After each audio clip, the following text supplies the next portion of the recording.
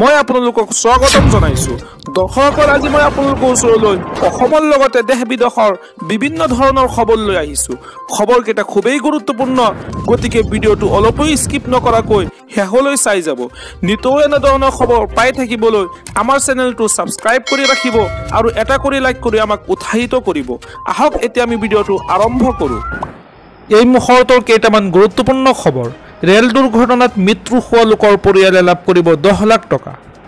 হয় দৰ্শকসকল, ৰাজ্যত ৰেল দুৰ্ঘটনা সঘনাই দেখা গৈ আছে। ৰেল দুৰ্ঘটনাত মৃত্যু হোৱা লোকৰ পৰিয়ালে চৰকাৰে দিব 10 লাখ টকা। ভাৰতীয় ৰেলৱে কৰিছে এই ঘোষণা। ৰেল দুৰ্ঘটনাত গুৰুতৰভাৱে আঘাতপ্ৰাপ্ত লোকসকলক প্ৰদান কৰিব চৰকাৰে 8 লাখ টকা। আনহাতে সামান্য আঘাতপ্ৰাপ্ত লোকসকলক 50,000 টকাৰ ক্ষতিপূৰণ প্ৰদান কৰিব চৰকাৰে। ইয়াৰ পৰৱৰ্তী খবৰটি খুবেই গুৰুত্বপূৰ্ণ, এটা বিগ ব্ৰেকিং নিউজ। পুনৰ অসমত গ্ৰেপ্তাৰ কৰা হ'ব হাজাৰ হাজাৰ অবৈধ স্বামী। মুখ্যমন্ত্ৰী হিমন্ত বিশ্ব শৰ্মাৰ হুংকাৰ। হয় দৰ্শকসকল, ৰাজ্যত পুনৰ গ্ৰেপ্তাৰ কৰা হ'ব হাজাৰ হাজাৰ অবৈধ স্বামী। নৱেম্বৰ মাহৰ পৰা ৰাজ্যত বাল্য বিবাহৰ বিৰুদ্ধে পুনৰ চলিব অভিযান।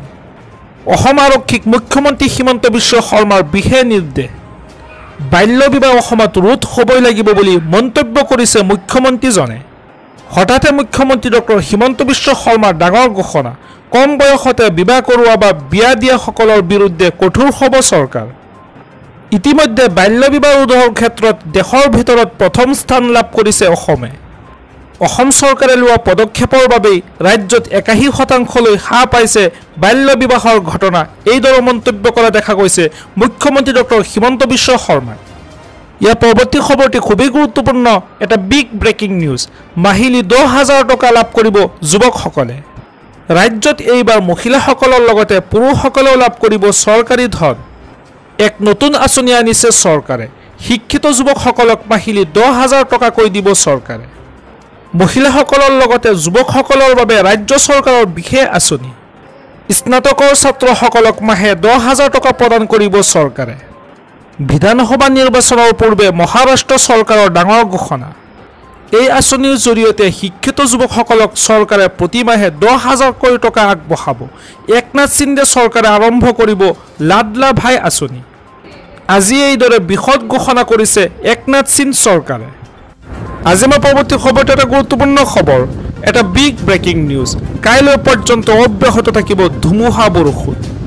বতৰ বিজ্ঞান কেন্দ্ৰৰ সতৰ্কবাণী জাৰি। তিনিচুকীয়া, চৰাইদেউ, কাৰ্বি আংলং, ডিমা হাছাও, কাছাৰ, পশ্চিম কাৰ্বি আংলং, কোকৰাঝাৰ, ধুবুৰী, চিৰাং, দক্ষিণ শালমাৰা, মানকাছাৰত বৰষুণ হোৱাৰ সম্ভাৱনা। নিশা ৰাজ্যৰ কেইবাটাও অঞ্চলত প্ৰচণ্ড ধুমুহা আৰু বৰষুণ। ধুমুহা বৰষুণে তছনছ কৰিলে বহুতৰ বাসগৃহ।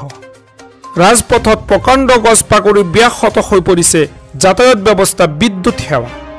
আজি মই পৰৱৰ্তী খবৰটো এটা গুৰুত্বপূৰ্ণ খবৰ, এটা বিগ ব্ৰেকিং নিউজ। ৰেচন কাৰ্ডৰ ব্যৱসায়ীৰ বিৰুদ্ধে আছে নেকি অভিযোগ? এতিয়াৰে পৰা অসাধু ৰেচন কাৰ্ডৰ দোকানী যাব জেললৈ। ৰেচন কাৰ্ডৰ অসাধু ব্যৱসায়ীৰ বিৰুদ্ধে দিয়ক অভিযোগ। ৰেচন কাৰ্ড থকা প্ৰতিগৰাকী লোকৰ বাবে জৰুৰী খবৰ। আপুনি ৰেচন কাৰ্ডৰ সামগ্ৰী লাভ কৰা নাই নেকি? আনহাতে সুলভ মূল্যৰ দোকানীয়ে কমকৈ দিছে নেকি খাদ্য সামগ্ৰী? তেন্তে আপুনি এতিয়াই দাখিল কৰক অভিযোগ। 1800-345-3611 নম্বৰত অভিযোগ দাখিল কৰিব পাৰিব আপুনি। BSNLৰ গ্ৰাহকসকলে 1967 নম্বৰত অভিযোগ দিব পাৰিব। প্ৰতি বছৰে ৰিটায়াৰমেণ্টটো হয়, গতিকে আমি নিযুক্তি দিয়াৰ চেষ্টা কৰোঁ। কেতিয়াবা কেতিয়াবা হাইকোৰ্টত কেছ আদিও থাকে। তাৰ মাজতে মই ভাবোঁ যে পৰিৱেশ আগতকৈ ভাল আৰু ভাল কৰিব লাগিব।